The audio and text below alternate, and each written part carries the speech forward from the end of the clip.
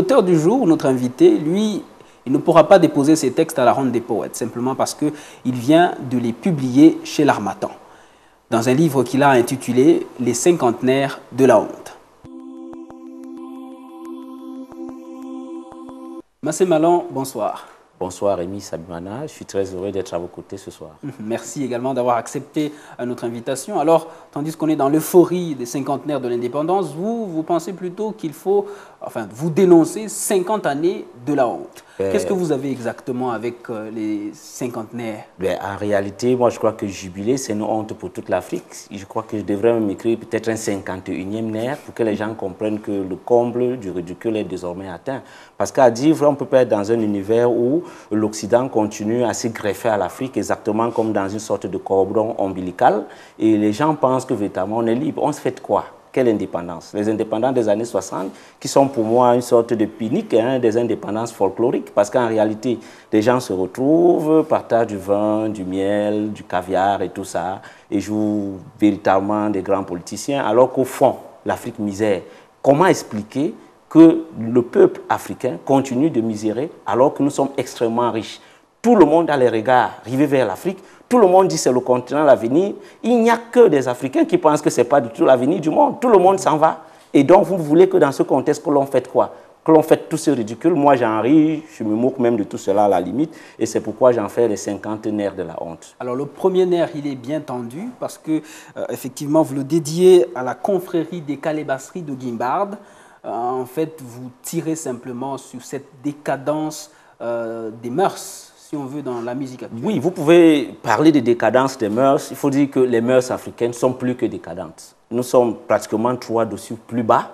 Et à l'allure où vont les choses, j'ai comme l'impression que personne ne contrôle plus rien. Il faut que les gens se lèvent et puissent dire « faites très attention » parce que la direction que l'on nous montre là, ce n'est pas la bonne. Et pour le dire, je crois qu'il n'y a que l'écriture, il n'y a que les écrivains, il n'y a que les journalistes, ceux qui communiquent, parce que le média est très important. Le médium littéraire permet aujourd'hui de toucher le maximum de personnes possible. Parlant de la musique, lorsque je fais allusion justement à cette musique-là à travers la confrérie des calébasseries de Guimbarde, j'ai comme l'impression aujourd'hui que la musique camerounaise, c'est une secte. Une sorte de secte syncrétiste où on trouve un peu de tout, des artistes, les non-artistes, des gens qui sortent de nulle part, qui se disent artistes alors qu'ils ne sont pas. Qui est artiste véritablement? Je crois qu'un artiste, c'est quelqu'un qui a une vision prospective de l'avenir. Aujourd'hui, on se retrouve dans la rue avec des enfants qui fredonnent du n'importe quoi, des musiques de bassesse, qui véritablement n'élèvent pas l'esprit. Je crois qu'il faut s'élever et dire haro et crier haro à toute cette forfaiture-là qu'il y a autour de l'art. C'est pourquoi j'ai trouvé un mot pour qualifier tout cela, les calébasseries. C'est quoi les calébasseries? Vous allez me dire, hein, en fait, on ressent à travers le mot calébasserie que automatiquement, il y a une atmosphère sous-jacente de médiocrité. En effet, il s'agit de médiocrité, mais médiocrité dans quel sens? Peut-être si je vous donne la définition telle que c'est rédigé dans le livre, vous allez comprendre que nous sommes bassement, instinctivement descendus plus bas que terre. J'insiste là-dessus parce que les gens ne comprennent pas pourquoi aujourd'hui la musique n'arrive plus à adoucir les mœurs. Elle les dégrade plutôt, et on a comme l'impression qu'à travers ce folklore musical que l'on écoute au quotidien, il y a une sorte de fusion autant pour moi de bruit des calebasses, enveloppé de bassesse, avec en prime l'exhibition de grosses fesses, servi à un public abasourdi au siège des Beuveries lors d'un concert de folie. C'est ce que j'ai appelé la calebasserie. Et le mot calebasserie ne s'associe pas simplement à la musique, parce qu'il suffit d'enlever dans la confrérie des calebasseries des Guimbarde, d'enlever le mot musique, enfin d'enlever musique, que j'ai traité de façon sous-jacente et de mettre à la place de l'économie, la politique, la société, vous allez vous rendre compte qu'à tous les niveaux, il y a de la calebasserie. Prenons l'économie, j'insiste au niveau de l'économie. Moi, ça m'a fait un tic une fois, j'écoute à travers la radio, on nous dit le budget qu'on a voté là, c'était un faux budget et qu'il faut le repenser. Et les gens sans état d'âme du jour au lendemain nous disent, bon, notre budget, ce n'est plus le chiffre qu'on vous a donné, on passe du simple pratiquement au double. Vraiment ça, c'est hilarant à la limite de voir à quel point ceux-là qui sont censés être des économistes chevronnés, sont allés à des grandes écoles d'économie, ne sont pas capables de prévoir qu'il y aurait des impondérés dans une économie comme la nôtre. Vous êtes déjà dans la politique, dans l'économie, revenons un peu dans la culture, vous parlez de bassesse. Vous aimez beaucoup la culture? Non, en fait, je vais y revenir parce qu'il y a un titre moi, pour moi, c'est un tremplin pour exorciser tous les maux de la société. Vous parlez de bassesse et le 27e nerf, c'est le hip-hop de mes fesses. Ah ouais. C'est un peu ordurier, je trouve. Moi, j'ai mal et je crois qu'il fallait un mot pour faire mal à ces jeunes-là.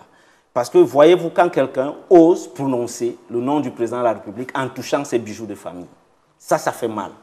c'est notre président. Vous voyez? Et quand vous êtes un rappeur, vous ne devez pas faire mur contre mur. Moi, je crois que ces jeunes, quelquefois, perdent la raison à force d'écrire des textes incompris de tous. Parce que moi, j'éprouve bien du plaisir à écouter quelqu'un comme Abdel Malik en France, qui a d'ailleurs écrit un ouvrage, La guerre des banlieues n'aura pas lieu, un ouvrage qui a eu un prix politique. Je trouve agréable d'écouter des textes de quelqu'un comme Kerry James. Hein, il y a un autre, là, Grand Corps Malade. Mais quand vous revenez dans le paysage purement camerounais, c'est la désolation. C'est la désolation. Alors, les gens, c'est à se demander si les gens ne trouvent pas qu'il est temps peut-être de prendre du recul, de réfléchir, de penser ces textes avant de les dire.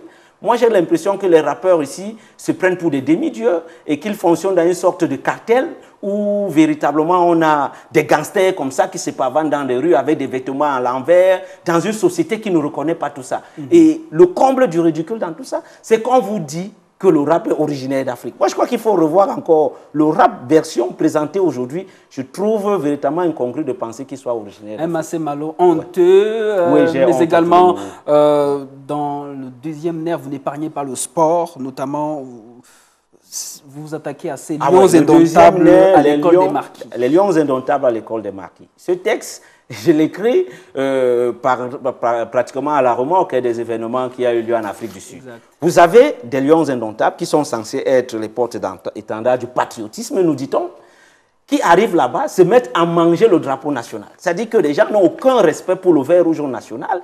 Ils les mettent au vu au-dessus de tout le monde et disent qu'ils sont patriotes. Et le comble du ridicule, une fois de plus, qui fait très honte, c'est qu'on les loge dans un hôtel qui pratiquement fait de l'équipe qui a ce que j'appellerais le titre de médaille bronze olympique, hein, parce que c'est juste après le Japon et la France qui ont un standing reconnu de tous, qui méritent vraiment d'être dans un hôtel de grand prestige. Les lions indomptables allaient faire quoi là-bas? Pour qu'à la fin, on ne puisse pas rugir et qu'on tombe véritablement sur nos pénates, comme on a vu avec cet échec désolant qui fait d'un État sur lequel tout le monde avait tous ses espoirs. Vous savez, la Coupe du Monde n'a pas que ce rayonnement sur le plan sportif. Il y a le politique, il y a l'économie. Il y a des jeunes comme nous qui utilisent cette Coupe du Monde comme vitrine pour s'exprimer. Je suis sûr que si ces joueurs s'étaient bien comportés à la Coupe du Monde, on aurait plus eu de lecteurs de ce livre, par exemple. En ce sens que les gens s'intéresseraient davantage au Cameroun, hein, et bien évidemment à ces écrivains, aux artistes et aux politiques. Il y a de quoi s'indigner en effet. Honte également aux politiciens, dites-vous, Massé Malo, avec une opposition des têtes de cochon. Opposition des têtes de cochon. Vous avez quelqu'un comme John Fundi, je peux citer les noms quand même, hein, c'est une réalité. Je crois que les contemporains, quand ils font mal, il faut le dire. Vous savez, quelqu'un comme John Fundi, qui s'est érigé comme étant une sorte d'épicentre de l'opposition au Cameroun. Moi, je ne lui donne pas cette révérence-là, parce qu'en fait, il faut faire très attention. L'opposition, ce n'est pas ce discours vaseux et creux que l'on voit au quotidien, des gens qui parlent au vu au-dessus de tout le monde et qui, le lendemain, se retrouvent dans une chambre noire à concocter des deals historiques qui entrent dans l'histoire. Parce que je suis sûr qu'il n'y a qu'au Cameroun qu'on nous parle des mallettes qui se baladent entre le régime et l'opposition. On en parle partout, les journalistes en parlent. Et ça fait mal de savoir que ceux-là qui sont censés tenir le discours politique qui amène le changement se retrouvent en train de manger dans la même marmite que ceux-là qui véritablement, à travers leur gestion du pays, démontrent à suffisance qu'ils n'ont pas assez de coudées franches pour pouvoir redresser les choses. Parce que la réalité aujourd'hui, c'est quoi? C'est que quand le Camerounais sort de chez lui, on nous dit qu'on est un pays très riche, mais on se retrouve en plein Yaoundé entre Vorbi et Voratanambala, une route qui depuis 30 ans n'est pas bien aménagée. Vous imaginez un seul instant ce citoyen camerounais qui se dit « je suis fier de l'être », mais qui se retrouve en train de patauger dans la boue, en pleine capitale économique, non loin de la rue empruntée par le président de la République. Et on a un opposant qui se dit opposant, qui n'a pas le courage de le dire. Il faut attendre qu'un cinéaste publie un film, diffuse un film, ou qu'un écrivain écrive, ou encore que les journalistes en parlent, pour que le politique réagisse. J'ai l'impression que l'opposition n'existe plus au Cameroun. Et ça n'existe pas. La vraie opposition sont les écrivains, ce sont les journalistes, ce sont ces Camerounais qui appellent tous les jours dans les médias interactifs pour s'exprimer. Et on a comme l'impression, et ça se vérifie de plus en plus, que l'État, ou plutôt les dirigeants, réagissent par rapport à ce qui est dit dans les médias, à ce que les journalistes disent. Pour vous, il y a de quoi avoir honte, en effet. Il y a vraiment de quoi avoir honte. En fait, même la honte, vous le dites même, ce n'est pas seulement le bilan, mais c'est le fait que les gens faitent un mauvais bilan. Cette honte-là qui est visible. Alors, c'est une compilation, votre livre, de vos chroniques, des chroniques revues, radiophonique. Oui. On vous connaît beaucoup plus pour le coup de gueule de Massé Malon et puis récemment le miel sauvage. Et exact. Et vous avez donc compilé tout cela, vous avez décidé de les réécrire un peu dans un langage Je vais surprendre les gens. littéraire. Oui. Ce qui m'amène à l'écriture des chroniques, c'est justement cette honte. Cette honte de soi, cette honte que j'ai de ne pas pouvoir me regarder dans un miroir, La dans radio une ne glace. vous suffisait plus. La radio ne me suffisait plus. Parce que j'avais l'impression à la radio que je parlais, les gens ne m'écoutaient pas. Et là, je crois qu'à travers le livre, les gens vont se rendre à l'évidence que les textes écrits n'étaient pas simplement les fantasmes d'un individu, mais c'est le résultat de l'observation quotidienne l'observation quotidienne des choses que je vis dans la nature. C'est-à-dire que tu marches dans la rue, il y a un véhicule qui éclabousse, un vendeur de soya et tout ça, et le bonhomme se permet de démarrer son véhicule, de s'en aller sans même s'excuser auprès de ce vendeur de soya. Ça fait mal, c'est choquant qu'en plein 21e siècle au Cameroun, que les gens n'aient pas l'esprit gentleman.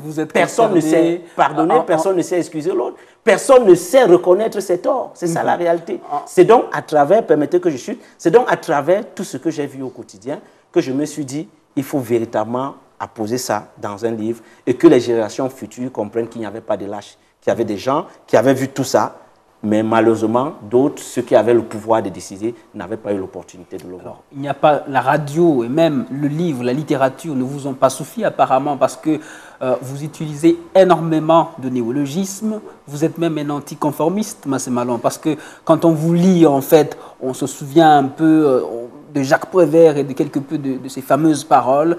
Vous dites des choses, vous créez des mots parce que, dites-vous, vous ne trouvez pas assez de mots forts pour exprimer cette honte qui est en vous. La langue française est trop pauvre en mots, je vous assure. Il y a certes un mot pour exprimer un sentiment dans la nature, mais y en aurait-il pour exprimer tous les problèmes que les Africains ont subis? Voyez-vous, il faut un mot pour que les Occidentaux justifient cet esclavage qu'on nous présente aujourd'hui comme étant une panacée pour l'Afrique. C'est déplorable de constater qu'il n'y a pas de mots pour justifier tout cela. Et moi, j'estime en tant qu'Africain qu'il faille trouver le mot juste pour exprimer mon sentiment. Il y a des mots comme Kalebasséri. À travers le mot Kalebasséri, vous allez trouver Calebas, vous allez trouver Beuverie, vous allez trouver... Bref, c'est un mot valise. La langue française permet d'ailleurs de constituer des mots valises. Toujours pour exprimer ce que vous ressentiez, il y a la première de couverture qui est assez marquante parce que quand on la regarde directement, on est obscurci, le regard est obscurci. Tout à fait. Parce qu'on voit un visage qui est même à moitié découvert, il est à moitié caché, on voit des signes, on voit des expressions. Qu'est-ce que vous vouliez dire exactement? Ce que je veux dire en fait, c'est que l'Afrique est dans des ténèbres abyssales. C'est à peine que l'on se voit soi-même. Et bizarrement, dans ce à peine où l'on se voit soi-même, des gens qui sont dits noirs, qui ne le sont pas en fait, parce que quand on vous regarde, vous regardez dans un miroir, vous prenez un morceau de charbon, vous allez constater que votre teint n'est pas le teint du charbon. Exact. Mais ces gens trouvent l'opportunité de mettre encore du charbon sur leur visage, donc un second masque. Comme pour dire aux Occidentaux, vous avez raison de dire qu'ils sont noirs. Il n'y a pas que la liberté, vous terminez aussi un peu optimiste, parce que bon, c'est peut-être plus... après les cinquantenaires, on vous sent plus apaisé, vous êtes explosé, vous avez exprimé, et puis vous dédiez le dernier texte que j'ai lu, pas dans les cinquantenaires, parce qu'en fait, vous n'êtes pas fâché, vous le dédiez à votre Valentine. C'est un épilogue, comme la fin d'une histoire ou le rêve que je fais. Voyez-vous, si vous lisez le livre, il y a un endroit où je dis « La parole, c'est le vent qui sort du ventre. Et comme tout vent, elle vous dicte sa direction. » Vous comprenez un petit peu. Donc, moi, j'ai comme l'impression, et c'est ce que je sens dans mon intimité profonde, qu'à force de parler, d'écrire, j'ai réussi à résoudre, à trouver des solutions à tous mes maux. Et Julie, c'est quelque chose que j'ai vécu véritablement. Donc, quand j'ai dit à Julie, ma Valentine, c'est une idylle que j'ai vécue, c'est une histoire d'amour vrai. Hein, une jeune fille que j'ai rencontrée qui a chamboulé ma vie totalement et qui m'a fait comprendre que mais, dans cette misère, dans cette douleur que vivent les Africains, là, il y a lieu d'espérer quand même. Parce qu'il y a femme. Et qui dit femme dit amour dit enfant, qui dit enfant dit avenir, et bizarrement, dit postérité. Quand on parle d'amour, vous n'êtes plus honteux. Je vous propose de nous faire une dernière lecture, on sort par là. Ouais. C'est en fait un petit extrait, la 4e de couverture. Tout à fait. Faites-le pour nos téléspectateurs, s'il vous plaît. Certes, le devoir de mémoire nous interpelle. Mais que faut-il commémorer en 50 ans? Les affres d'une corruption extrême sans appel ou les lois votées et non appliquées en 25 ans, le chevauchement des constitutions poubelles, ou la ruse et le banditisme politique rampant, l'extraction des richesses et leur gestion parallèle, ou des prévisions budgétaires sans état d'âme, la diffusion à outrance des slogans vaseux et creux dans un contexte de crise interminable, le chômage accru des jeunes diplômés malheureux dans un environnement d'adultes incapables, le commerce chimérique des projets ambitieux sous la houlette d'hommes jugés irremplaçables. À cela s'ajoutent des surendettements pompeux qui confinent dans le néant un devenir déjà minable. Massé Malon, les cinquantenaires de la honte, la confrérie des calabasseries de Guimbard à retrouver et à lire absolument chez l'Harmattan Cameroun. Autre publication, autre parution.